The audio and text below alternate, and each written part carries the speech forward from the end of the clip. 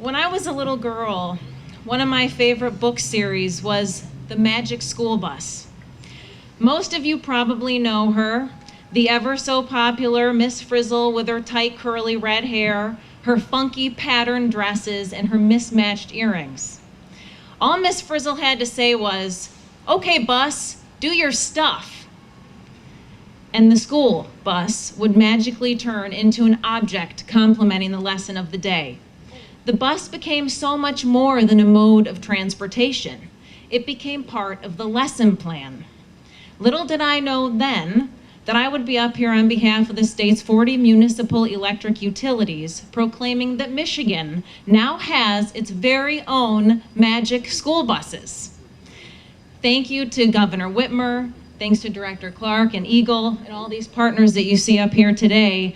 The Michigan Magic School Buses have the potential to not only transport our children, but to transform into STEM classrooms where Miss Frizzles all over the state can teach students about physics, science, math, energy, environmental protection, and so much more.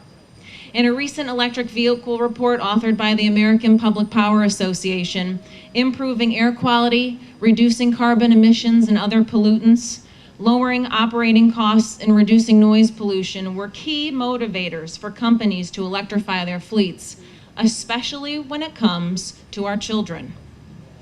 Michigan's municipal utilities recognize that electric vehicles are poised to become the vehicle technology of choice in the coming decades.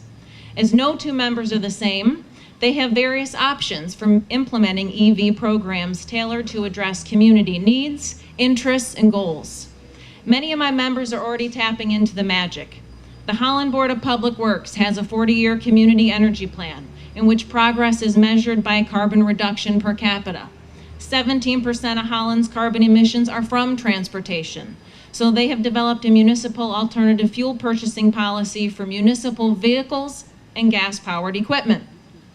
Magic has been taking place at the Niles Utilities Department since 2015, when a grant from the Clean Energy Coalition was used to install EV chargers in 3 locations across the city. In that time, they have recorded a combined kilowatt usage of more hours than there are in a single year. The magic continues at the Lansing Board of Water and Light right here in our backyard.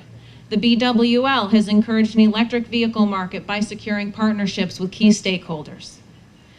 When it comes to what's happening right here today, there's no question Miss Frizzle would be decked out in a dress covered in EV chargers with little electric bolt sign earrings to celebrate the new electric school bus Zeeland Public Schools gets to drive home today. Thank you to the Zeeland Board of Public Works for providing the necessary funding for the bus charging stations. You are now considered a leader amongst the municipal utilities when it comes to this new technology. You recognize your unique ability as the local electric utility to review the school's needs, infrastructure, and implementation requirements. You have led, and I have no doubt more will follow.